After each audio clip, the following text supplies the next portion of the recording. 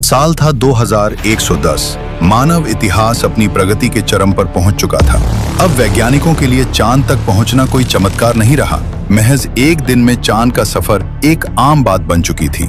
इसी तेजी से बढ़ते युग के दौरान एक दिन दुनिया के सबसे भरोसेमंद और प्रसिद्ध यूनिवर्सल स्पेस सेंटर के रेडार पर एक अजीब और अज्ञात सिग्नल रिकॉर्ड हुआ।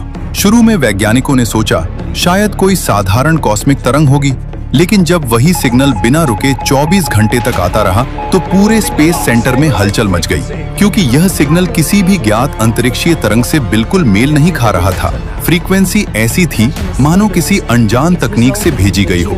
72 घंटे की लगातार एनालिसिस के बाद वैज्ञानिकों ने एक चौंकाने वाली बात बताई कि यह सिग्नल ना ही पृथ्वी का है, न ही हमारे सौरमंडल का। यह किसी दूसरी सभ्यता या ग्रह का लग रहा है। यह सुनते ही यूनिवर्सल स्पेस सेंटर ने तुरंत अपने टॉप 3 एस्ट्रोनॉट्स को इस मिशन पे भेजने का निर्णय लिया। मिशन में शामिल थे doctor Jaffe, signal frequency specialist, doctor Jenny, mission head, और डॉक्टर विल, स्पेसक्राफ्ट कमांडर। उनका मिशन था उस सिग्नल का पता लगाना और उसकी स्टडी करके पृथ्वी पर लौटना। उन्हें बिल्कुल अंदाजा नहीं था कि यह मिशन उन्हें किस भयावह सच्चाई के सामने ले जाएगा, एक ऐसी सच्चाई जो मानव इतिहास को हिलाकर रख देगा। तीनों एस्ट्रोनॉट्स अपने इंटरस्टेलर जहाज से उस मिशन के लिए निकलते हैं। सभी लोगों की नजर उन पर थी। रॉकेट इंजन की गड़गड़ाहट पूरे स्पेस स्टेशन में गूंज रही थी। कुछ ही मिनटों बाद जहाज पृथ्वी के वातावरण से बाहर निकल गया। वे लोग आपस में बातें करते हुए पूरे मिशन को लेकर गहराई से चर्चा कर रहे थे। स्पेस में पहुंचने के बाद डॉक्टर जेनी ने स्क्रीन की ओर देखते हुए कहा, सिग्नल की फ्रीक्वेंसी अब और भी तेज हो रही है। लगता है हम उसी दिशा तेजी से बढ़ रहे हैं। डॉक्टर जैफ ने धीमी आवाज में कहा, कुछ तो गड़बड़ है। इस सिग्नल की फ्रीक्वेंसी असामान्य रूप से ज्यादा स्ट्रॉन्ग है। इतनी इंटेंस क्लियर मैंने अपने पूरे करियर में कभी नहीं देखी। जैसे जैसे वे लोग उस दिशा में आगे बढ़ते गए, सिग्नल की आवाज और तेज और साफ होने लगी। ऐसा लग रहा था जैसे कोई उन्हें अपनी तरफ खींच रहा हो। डॉक्टर विल ने अचानक डर भरी आवाज में कहा, जैफ, मुझे लग रहा है हम स्पेसक्राफ्ट को नहीं चला रहे, बल्कि ये खुद ही अपनी मर्जी से चल रहा है। डॉक्टर जैफ ने जल्दी से कंट्रोल पैनल चेक किया। उसके हाथ डर से हल्के कांप रहे थे। विल, तुम सही हो, मैं कंट्रोल बटन दबा रहा हूँ, लेकिन जहाज बिल्कुल प्रतिक्रिया नहीं दे रहा। डॉक्टर जेनी ने स्क्रीन को ध्यान से देखते हुए कहा, ये पैटर्न देखो, ऐसा लगता है जैसे कोई फोर्स फील्ड हमें इसी दिशा में खींच रहा है।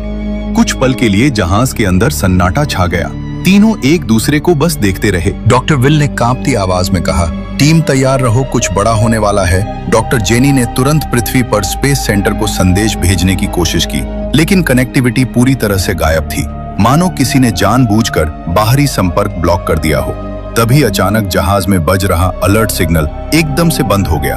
उनकी स्क्रीन काली पड़ी और बाहर की खिड़की के सामने घना मोटा कोहरा छा गया, इतना कि कुछ भी दिखाई नहीं दे रहा था।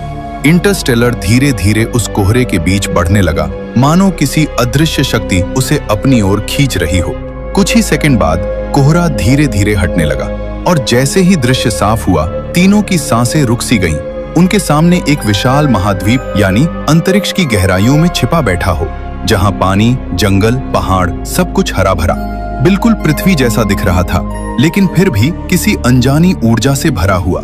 डॉक्टर विल ने कांपती आवाज में कहा, ये ग्रह हमारे डेटा में कहीं भी नहीं है, और बिना किसी कमांड के इंटरस्टेलर स्पेसक्राफ्ट ने खुद ही अपनी दिशा बदली और उस हरे भरे ग्रह पर धीरे धीरे लैंड किया। तीनों एस्ट्रोनॉट्स ने उस ग्रह की सतह पर अपने पहले कदम रखे। जैसे ही उनके जूते जमीन पर पड़े, उन्हें महसूस हुआ कि यहाँ की मिट्टी में हल्की सी नमी थी और आसपास सुनहरी रेत चमक रही थी। पूरा दृश्य इतना मनमोहक था कि कुछ पल के लिए वे तीनों चुपचाप चारों तरफ देखते रह गए। हल्की हवा बह रही थी और दूर तक फैला वातावरण बिल्कुल जीवित सा लग रहा था।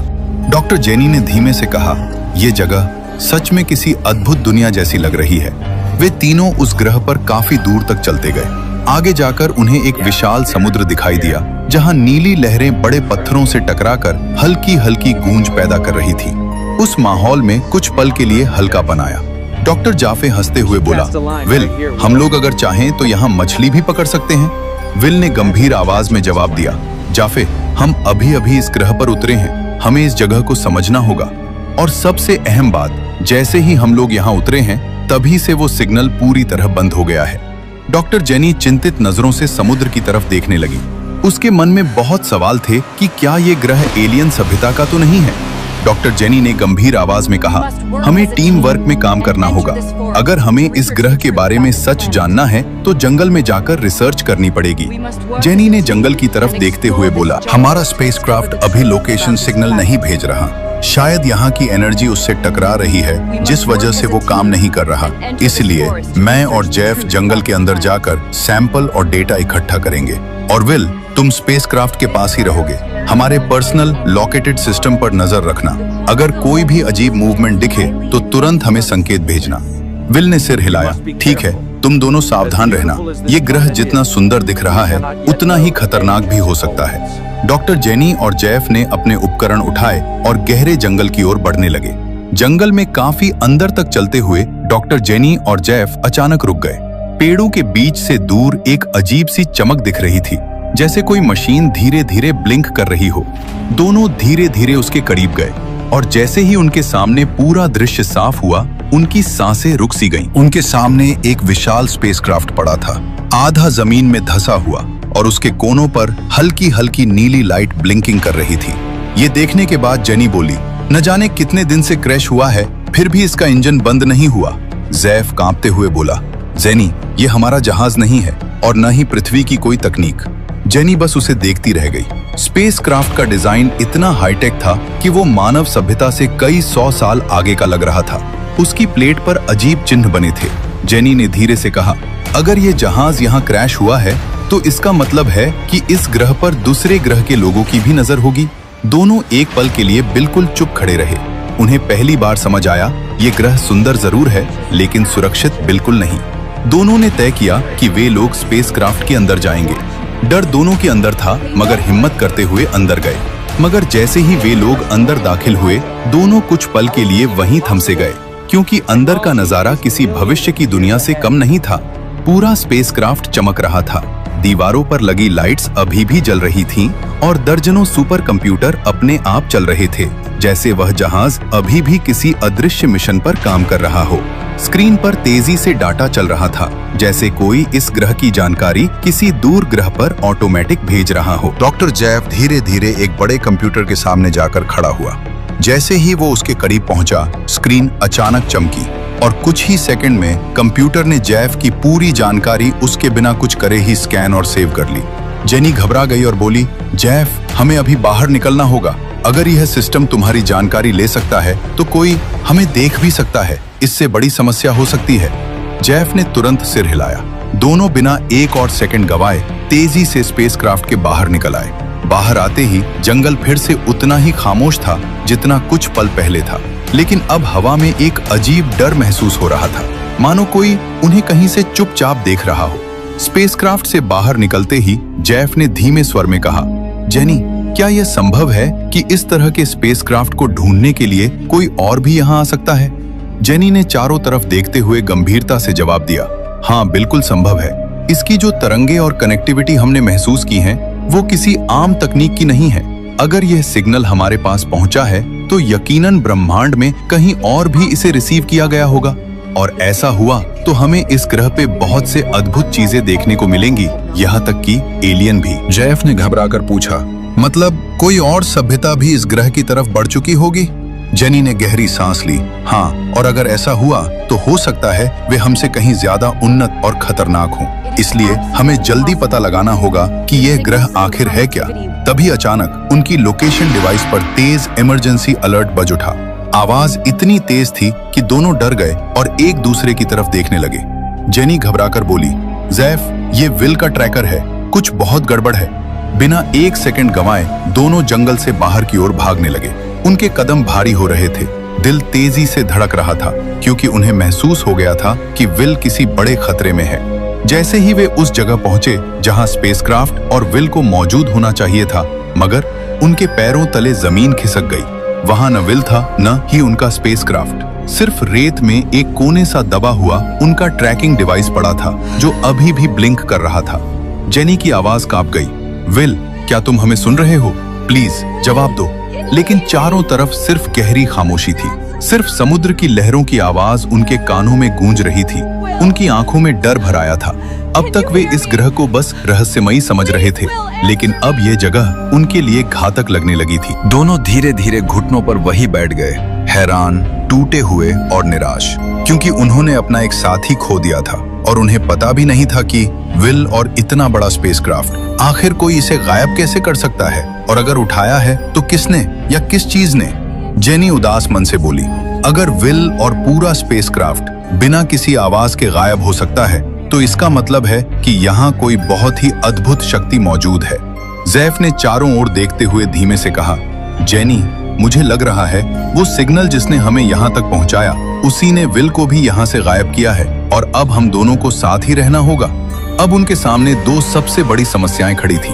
पहली, वह अब बिल्कुल अकेले थे, क्योंकि न विल का कोई पता था और न ही स्पेसक्राफ्ट का, और दूसरी, उनके पास खाने के लिए कुछ भी नहीं बचा था। लंबा सफर, लगातार रिसर्च और अचानक हुआ हमला, सबने उन्हें थका दिया था, लेकिन थोड़ी सी उम्मीद अभी भी थी। जैफ ने अपने बैग में हाथ डालकर कहा, जेनी, कम से कम हमारे पास लाइटर तो है, अगर रात पड़े तो हम आग जला सकते हैं, कुछ देर के लिए सुरक्षित रहेंगे। जेनी ने धीमी सांस लेते हुए सिर हिलाया, हाँ, अभी हम बस जिंदा रहने का तरीका ढूंढते हैं। दोनों ने आसपास नजर दौड़ाई, सुनहरी रेत, अजीब नीली रोशनी और दूर तक फैली अजनबी खामोशी। ये ग्रह सुंदर था, लेकिन एक ऐसे खतरे से भरा हुआ जिसे वे समझ भी नहीं पा रहे थे। दोनों लंबे समय तक उस सुनहरी रेत पर बैठे रहे। थकान, डर और अनिश्चितता तीनों उनके चेहरे पर साफ दिखाई दे रहे थे। कुछ देर बाद जेनी ने धीमी आवाज में कहा, जैफ, हमें यहाँ बैठकर इंतजार नहीं करना चाहिए। अगर किसी जगह से हमें जवाब मिल सकता है तो वो वही क्रैश हुआ स्पेसक्राफ्ट है। जैफ ने सिर हिलाया, हाँ, शायद वहां हमें विल के गायब होने का भी कोई सुराग मिले। दोनों धीरे धीरे उठे, उनके कदम भारी थे, लेकिन अब उनके पास एक ही रास्ता था, फिर से उस रहस्यमयी स्पेसक्राफ्ट तक लौटना।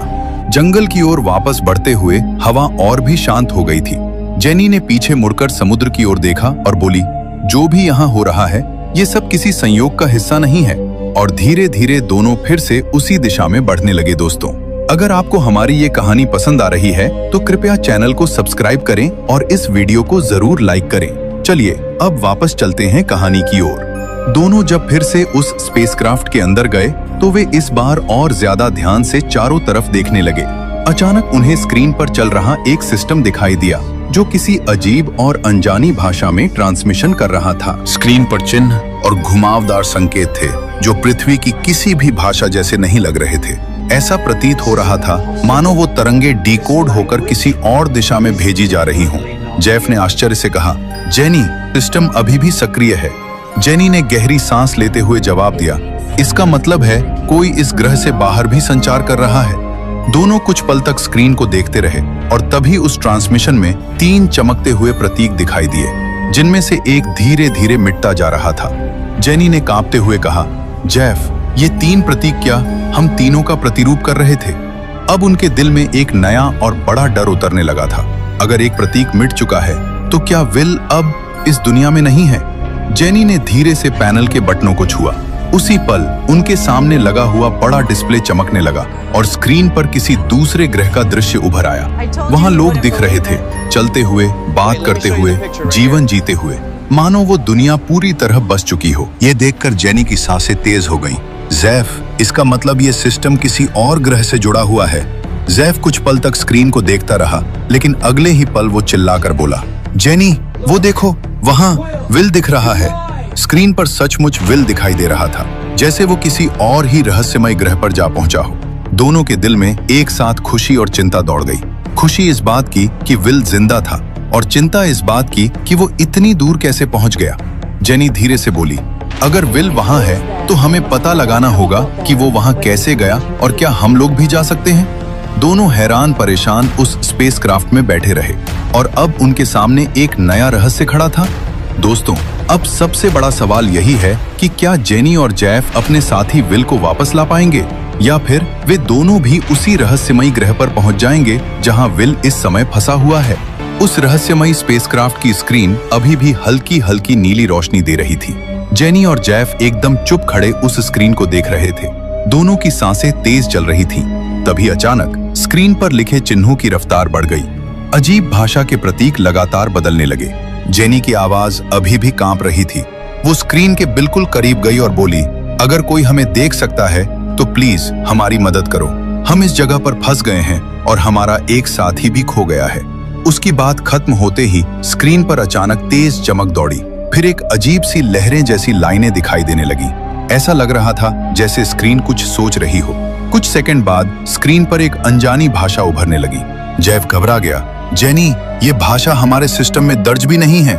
जेनी ने ध्यान से स्क्रीन को देखते हुए कहा, लेकिन देखो, ये चिन्ह उसी क्रम में बदल रहे हैं जैसे कोई हमारे सवालों का जवाब दे रहा हो। दोनों कुछ क्षण तक चुप रहे। फिर जेफ ने धीमी आवाज में कहा, काश हम इसकी भाषा समझ पाते। जेनी ने सिर हिलाते हुए कहा, हाँ जेफ, अगर हम इसे पढ़ पाते तो शायद हमें पता चल जाता कि विल कहाँ गया है और ये जगह आखिर है क्या। अब उनके सामने समस्या बढ़ती जा रही थी। उन्हें इस ग्रह पर आए हुए 8 घंटे हो चुके थे और अब दिन धीरे धीरे ढल रहा था। रात करवट बदलने को तैयार थी और उनके पास न सोने की जगह थी, न खाने को कुछ, और न ही विल का कोई पता। स्पेसक्राफ्ट की स्क्रीन पर चलते हुए अजीब चिन्ह उन्हें और उलझा रहे थे, लेकिन उससे भी ज्यादा डर बाहर का अनजाना जंगल पैदा कर रहा था। जेनी ने घबराकर बोला, जेफ, क्या आज रात इसी स्पेसक्राफ्ट में हम लोग रात बिता सकते हैं? जेफ धीरे से बोला, अगर इसके अंदर रात हम लोग बिताते हैं तो क्या विल जैसे गायब हुआ वैसे हम लोग भी हो सकते हैं? दोनों डर से एक दूसरे को देखने लगे। जेनी ने बोला, बाहर के खतरे से शायद यहाँ ज्यादा सेफ रहे। दोनों ने रात वही गुजारने का फैसला किया। कई दिन की थकान की वजह से वे लोग जल्दी ही सो गए। पूरी रात बीप की आवाजें आती रही। स्क्रीन पर अननोन रीडिंग चलती रही। जैसे ही सुबह हुई, हल्की नीली रोशनी स्पेसक्राफ्ट की दीवारों पर चमकने लगी। सबसे पहले जेनी की आंखें खुली। उसने उठकर सामने की स्क्रीन को देखा और अगले ही पल वह हैरान रह गई। स्क्रीन पर जेनी और जेफ दोनों की तस्वीरें दिखाई दे रही थीं। साथ में उनकी उम्र, दिल की धड़कन, सांसों की रफ्तार, यहाँ तक कि उनके दिमाग की तरंगों तक की रीडिंग, सब कुछ स्क्रीन पर लोड था। जेनी हड़बड़ाकर बोली, जेफ, जल्दी उठो, ये देखो, ये स्क्रीन क्या दिखा रही है? जेफ की नींद उड़ गई। वो तुरंत खड़ा हुआ और स्क्रीन की तरफ बढ़ा। कुछ सेकंड तक वो चुप खड़ा रहा, फिर धीमी टूटी हुई आवाज में बोला, जेनी, इसने पूरी रात में हम दोनों का पूरा डेटा पढ़ लिया है, यहाँ तक कि हमारे दिमाग तक को। दोनों की सांसें रुक गईं। वे एक दूसरे को देखने लगे। डर, हैरानी और अनिश्चितता उनकी आंखों में साफ झलक रही थी। स्क्रीन पर लगातार चल रहे शब्द मानो उन्हें समझा रहे थे कि स्पेसक्राफ्ट ने उनके हर विचार को महसूस किया है। जेनी ने धीरे कहा, जेफ, अगर ये हमारे मन को पढ़ सकता है तो इसे ये भी पता होगा कि हम किससे डरते हैं और हम यहाँ क्या ढूंढ रहे हैं। जेफ डर के साथ चारों तरफ देखने लगा। दोनों कुछ पल तक चुप रहे। स्पेसक्राफ्ट में हल्की बीप बीप जारी थी और कुछ ही समय बाद स्क्रीन पर अचानक एक नई लाइन उभरी, यू आर नॉट अलोन। ये पढ़कर जेनी और जेफ के हाथ पैर ठंडे पड़ गए। जेफ ने कांपती आवाज में चारों तरफ देखा। उसकी निगाहें हर कोने पर घूम रही थी, जैसे किसी भी पल कुछ सामने आ जाएगा। कुछ सेकंड की खामोशी के बाद वो धीरे से बोला, जेनी, ये जगह आखिर है कहाँ? हमारी धरती उससे कितनी दूर है? उसकी बात जैसे ही खत्म हुई, स्क्रीन ने एक तेज सफेद चमक छोड़ी। कुछ क्षण बाद धीरे धीरे नए शब्द उभरने लगे, मानो कोई उन्हें जवाब दे रहा हो। स्क्रीन पर लिखा था, distance from earth 30 crore 1 lakh kilometre. Jenny की सांस अटक सी गई। उसने डरते हुए कदम पीछे लिया। जेफ, हम इतनी दूर आ चुके हैं। जेफ को अपनी आंखों पर विश्वास ही नहीं हो रहा था। लेकिन स्क्रीन यही नहीं रुकी। उस पर अगली लाइन उभरी, प्लैनेट नेम GTL 6I। फिर कुछ अजीब सी आकृतियां चमकी डिस्प्ले पे और उनके नीचे सीधा लिखा दिखाई दिया, इस ग्रह पर 3 तरह का जीवन है, लेकिन तीनों जीवन बिल्कुल अलग अलग है। तुम्हें खुद ढूंढना होगा और अगर तुमने गलत जीवन की खोज कर लिया तो तुम हमेशा के लिए भटकते रह जाओगे। जेनी के रोंगटे खड़े हो गए। उसने स्क्रीन की तरफ देखते हुए धीरे से कहा, छिपा हुआ जीवन मतलब? जेफ ने डर और हैरानी से भरे स्वर में कहा, जेनी, अगर यहाँ इस तरह का जीवन छिपा हुआ है तो हमें यहाँ बहुत सी अजीब चीजें दिखने वाली है और शायद विल भी उसी किसी एक जीवन में गया हुआ हो। स्क्रीन पर आखिरी शब्द उभरे, फाइंड योर लाइफ। जेनी और जेफ पूरी तरह डर से गए। अब उनके सामने सिर्फ एक ही रास्ता था, इस ग्रह के रहस्य को समझना और विल को ढूंढना। स्क्रीन के शब्द धीरे धीरे मिटने लगे। स्पेसक्राफ्ट के अंदर फिर से अजीब सी खामोशी छा गई। जेनी ने गहरी सांस ली।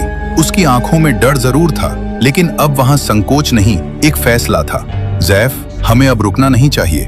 जेफ ने भी सिर हिलाया। वो समझ चुका था, इस जगह से सीधे धरती पर लौटना शायद संभव नहीं है। दोनों ने अपने जरूरी उपकरण उठाए और बिना एक पल गंवाए उस रहस्यमयी स्पेसक्राफ्ट से बाहर निकल आए। दोनों जीवन की तलाश में उस जंगल के बीच आगे बढ़ने लगे। वे जानते थे शायद यही जंगल उन्हें खाने, पानी और आगे बढ़ने का रास्ता दिखाएगा। जेनी चलते हुए धीमे स्वर में बोली, अगर हम यहाँ फंस ही चुके हैं तो शायद यही जगह हमारे लिए एक नई दुनिया बन सकती है। जैफ ने चारों तरफ नजर दौड़ाई।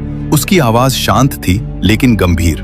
हाँ जेनी, कुछ दूर जाने पर उन्हें ऊंचे ऊंचे पहाड़ दिखने लगे जिनकी ढलानों से साफ पानी के झरने नीचे गिर रहे थे। जेनी रुककर बोली, जैफ देखो, पानी की कोई कमी नहीं है यहाँ।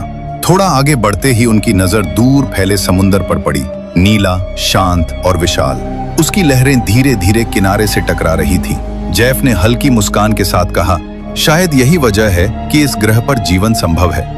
दोनों आगे बढ़ते रहे। अब उनका सपना सिर्फ बचना नहीं था बल्कि इस नई दुनिया को समझना था। वे जानते थे अगर धरती पर लौटना अभी संभव नहीं है तो शायद ये ग्रह उन्हें एक नया रास्ता, एक नई शुरुआत दे सकता है। और इसी उम्मीद के साथ जेनी और जैफ उस हरी भरी दुनिया के भीतर और गहराई तक बढ़ते चले गए। जब दोनों चलते चलते जंगल की सीमा को पार कर गए तो उनके सामने एक विशाल झरना दिखाई दिया। ऊपर से गिरता साफ पानी धूप में चमक रहा था और झरने के चारों ओर हरी भरी चट्टानें फैली हुई थीं। जेनी ने ऊपर की ओर इशारा करते हुए कहा, जैफ वहां देखो। झरने के ऊपर की ढलान पर कई पेड़ों पर मीठे फल लटक रहे थे। जैफ ने ये सब देखकर राहत की सांस ली। जैफ ने धीरे से बोला, शायद यही हमारा पहला खाना है। जेनी ने ध्यान से फल को देखा और धीमे स्वर में बोली, अगर यहाँ पानी है, फल है, तो इसका मतलब है ये जगह हमें जिंदा रख सकती है। दोनों सावधानी से पहाड़ियों पर चढ़ने लगे। चट्टानें फिसलन भरी थी लेकिन झरने की ठंडी हवा उन्हें आगे बढ़ने की ताकत दे रही थी। कई बार पैर फिसले, हाथों से सहारा लिया और काफी मेहनत के बाद आखिरकार वे उस जगह पहुंच गए जहां फल वाले पेड़ थे। जेनी ने राहत की सांस लेते हुए कहा, कम से कम अब हमें भूखा नहीं रहना पड़ेगा। दोनों ने सावधानी से थोड़े से फल तोड़े। सबसे पहले जमीन पर रखा, फिर थोड़ा थोड़ा चखा। उनका स्वाद मीठा और ताजा था। जैफ की आंखों में चमक आ गई। जेनी, ये खाने लायक हैं। जेनी मुस्कुराई। कई घंटों बाद उसे पहली बार थोड़ी सी राहत महसूस हुई। दोनों वहां काफी देर तक सुकून के साथ बैठे रहे। झरने की आवाज, ठंडी हवा और आसपास की हरियाली ने उन्हें कुछ पल के लिए सब कुछ भुलवा दिया था। तभी जैफ ने गहरी सोच में डूबे हुए कहा, जेनी, उस डिस्प्ले पर 3 अलग अलग जीवन की बात कही गई थी। एक जीवन तो हमने देख ही लिया है, जहां विल है।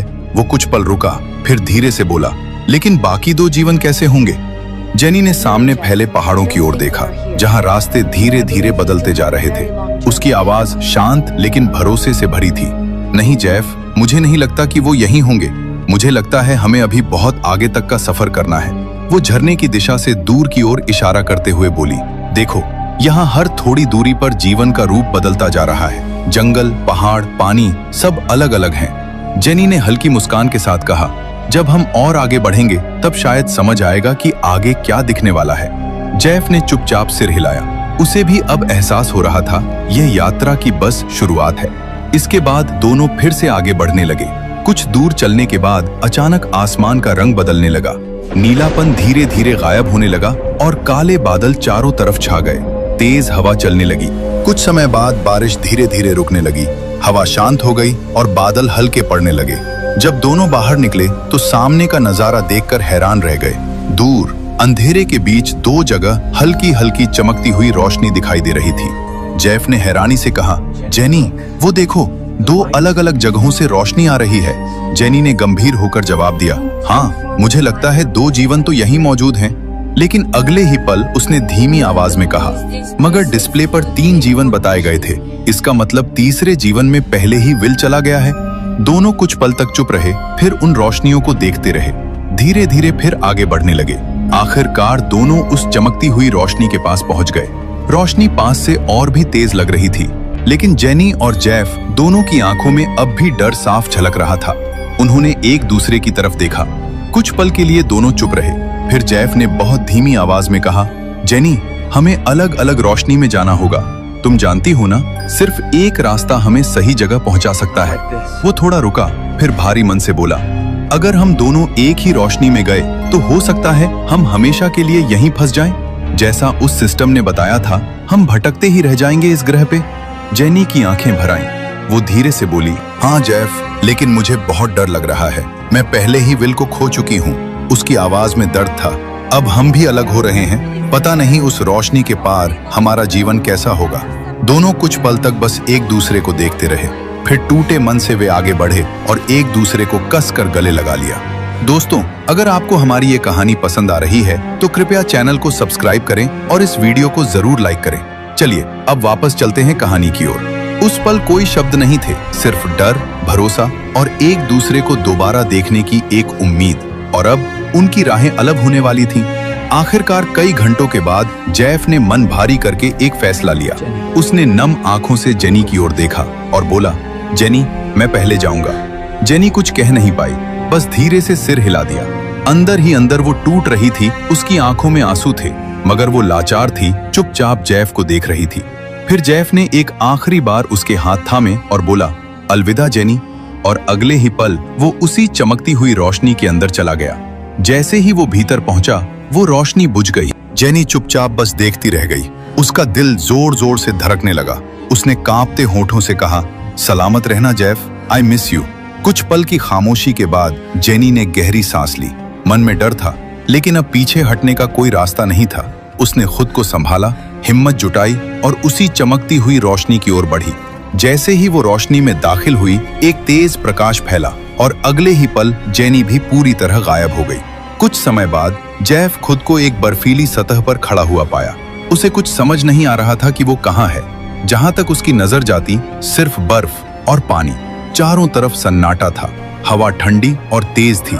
जेफ जोर जोर से चिल्लाया, कोई है यहाँ? जेनी, विल, कोई है? लेकिन उसकी आवाज बर्फीली हवाओं में कहीं खो गई।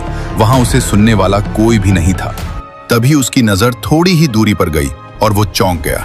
उसके सामने कुछ लोग बर्फीली चट्टानों के बीच चलते हुए साफ दिखाई दे रहे थे।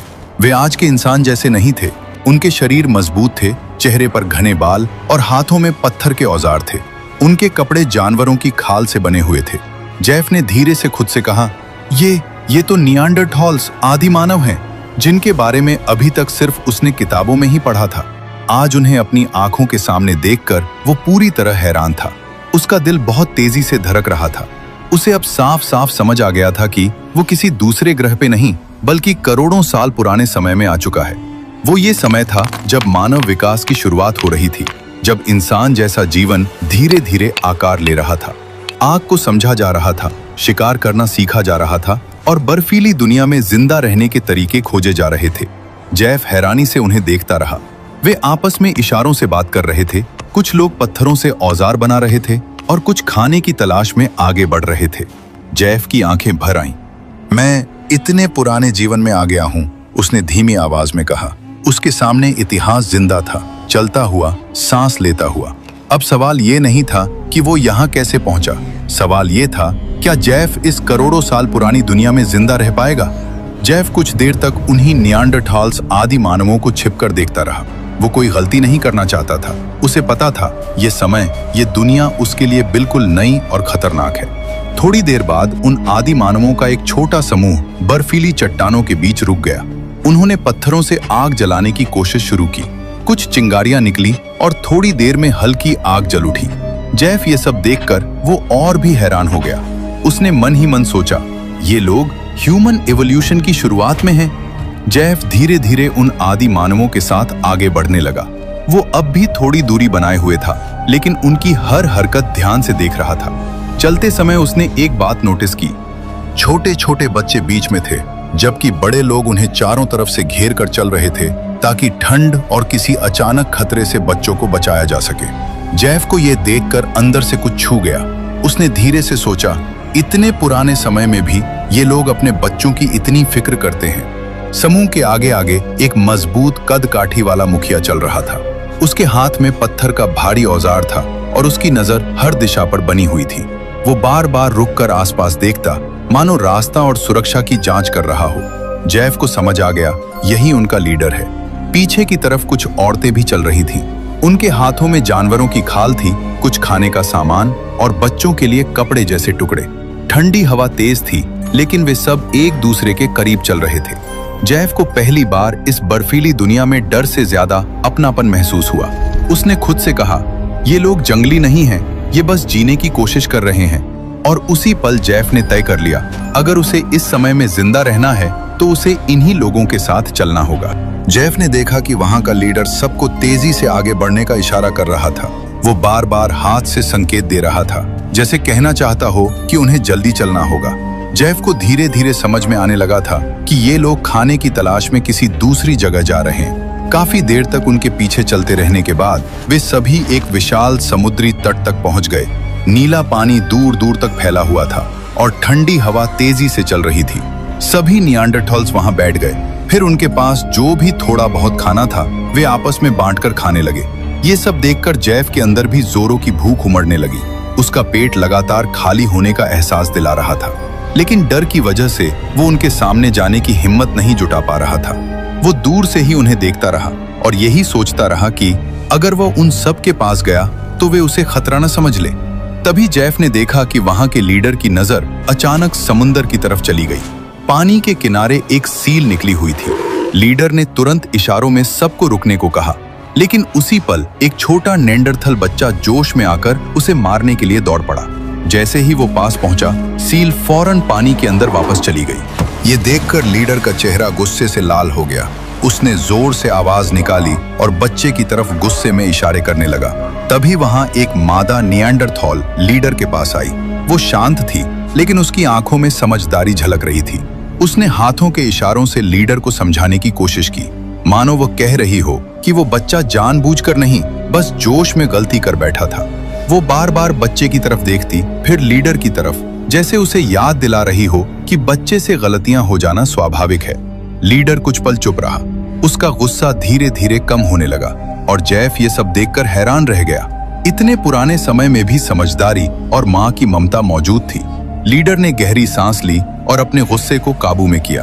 उसने बच्चे के सिर पर हल्के से हाथ रखा, मानो उसे समझा रहा हो कि अगली बार सोच समझकर कदम उठाना होगा। फिर उसने चारों तरफ नजर घुमाई। समुंदर की लहरें धीरे धीरे किनारे से टकरा रही थी। लीडर ने कुछ आदि मानवों को इशारे में बुलाया और आगे की तरफ चलने का संकेत दिया। जैफ समझ गया, वे लोग अब भी खाने की तलाश में थे। वो दूर खड़ा सब कुछ देख रहा था। उसके अंदर एक अजीब सा एहसास जागने लगा। उसने सोचा, शायद मैं इनकी मदद कर सकता हूँ, लेकिन अगले ही पल डर ने उसे रोक लिया। देखते देखते जैफ उनके साथ काफी दूर तक आ चुका था। अब वो समझ गया था कि नियांडरथॉल्स का ये समूह अपने लक्ष्य के काफी करीब पहुंच चुका है। वे लोग सिर्फ शिकार के लिए ही नहीं, बल्कि अपने पुराने साथियों से मिलने के लिए भी ये लंबी यात्रा कर रहे थे। आखिरकार वे सभी एक ऐसी जगह पहुंच गए जहां उनकी एक पूरी दुनिया बसी हुई थी। वहां छोटे छोटे समूह थे, आग जल रही थी और लोग एक दूसरे से मिल रहे थे, बिल्कुल इंसानों की दुनिया की तरह। जैफ ये सब देखकर हैरान रह गया। उसके सामने कोई जंगली इलाका नहीं, बल्कि एक जीती जागती बस्ती थी जहां जीवन अपने तरीके से चल रहा था। और उसी पल जैफ को एहसास हुआ, ये सिर्फ एक पड़ाव नहीं था, ये उनका घर था। तभी जैफ की नजर थोड़ी दूर पर पड़ी और वो सन्न रह गया। वहां एक बड़ा समूह मिलकर एक शिकार किए हुए जानवर का मांस निकाल रहा था। जैफ पहले समझ नहीं पाया कि वो जानवर क्या है, लेकिन जैसे ही उसने उसके बड़े पंजे, तेज दांत और विशाल शरीर देखा, उसके होश उड़ गए। वो कोई छोटा मोटा जानवर नहीं था, वो एक केव लायन था। जैफ की सांस तेज हो गई। उसने खुद से कहा, ये लोग इतने खतरनाक जानवर का शिकार कर चुके हैं। उसके मन में डर के साथ साथ हैरानी भी थी। वो समझ गया, ये नियांडरथॉल्स कमजोर नहीं थे। ये लोग इस बर्फीली दुनिया में जीना ही नहीं, लड़ना भी जानते थे। आग के पास केव लायन का मांस तैयार किया जा रहा था। चारों तरफ धुएं और गर्मी की महक थी और जैफ के मन में एक ही सवाल घूम रहा था, अगर ये लोग इतना बड़ा शिकार कर सकते हैं, तो अगर उन्होंने मुझे देख लिया तो मैं उनके लिए क्या होऊंगा। जैफ उदास और निराश होकर एक कोने में बैठ गया। चारों तरफ आग की गर्मी और शिकार की आवाजें थी, लेकिन उसके भीतर बस खामोशी थी। उसने भारी मन से जेनी और विल को याद किया। धीमी आवाज में बोला, जेनी, तुम कहाँ हो? मैं यहाँ बिल्कुल अकेला पड़ गया हूँ। उसकी आवाज में एक दर्द था। उसने आगे बोला, मैं इस जगह पर कैसे जिंदा रहूं? यहाँ तो सिर्फ भूख की जंग है। ये कहते ही उसकी आंखों में आंसू आ गए, लेकिन उसी पल उसने खुद को संभाला। वो जानता था जेनी भी उस रोशनी में जाने के बाद कहीं किसी बड़ी मुश्किल में तो नहीं होगी। ये सोचकर उसके दिल के अंदर एक अलग ही बेचैनी थी। उसने अपनी मुट्ठी मजबूती से बंद की और खुद से कहा, मुझे हार नहीं माननी है, क्योंकि अब जिंदा रहना उसकी सबसे बड़ी लड़ाई थी। तभी कहानी जेनी की तरफ मुड़ती है। जेनी जब उस रोशनी के अंदर गई थी तो वो किसी दूसरी जगह नहीं बल्कि इतने पुराने समय में पहुंच चुकी थी जब धरती पर डायनासोर मौजूद थे। चारों तरफ घने जंगल, ऊंचे ऊंचे पेड़ और अजीब सी आवाजें थी। जेनी जमीन के पास झाड़ियों के बीच छिपी हुई थी। उसकी सांसें तेज थीं, दिल जोर जोर से धड़क रहा था। जेनी अकेले उस प्राचीन दुनिया में जिंदा रहने की जंग लड़ रही थी। दोस्तों, अब सबसे बड़ा सवाल यही है, ज़ैफ और जेनी खुद को कितने दिनों तक जिंदा रख पाएंगे, या फिर क्या वे उस खतरनाक माहौल में खुद को ढाल पाएंगे? इन सभी सवालों के जवाब जानने के लिए आपको देखना होगा पार्ट 4। कहानी कैसी लगी हमें जरूर बताइए और वीडियो को ज्यादा से ज्यादा लाइक करके अपना सपोर्ट दिखाइए। मिलते हैं बहुत जल्द पार्ट 4 के साथ।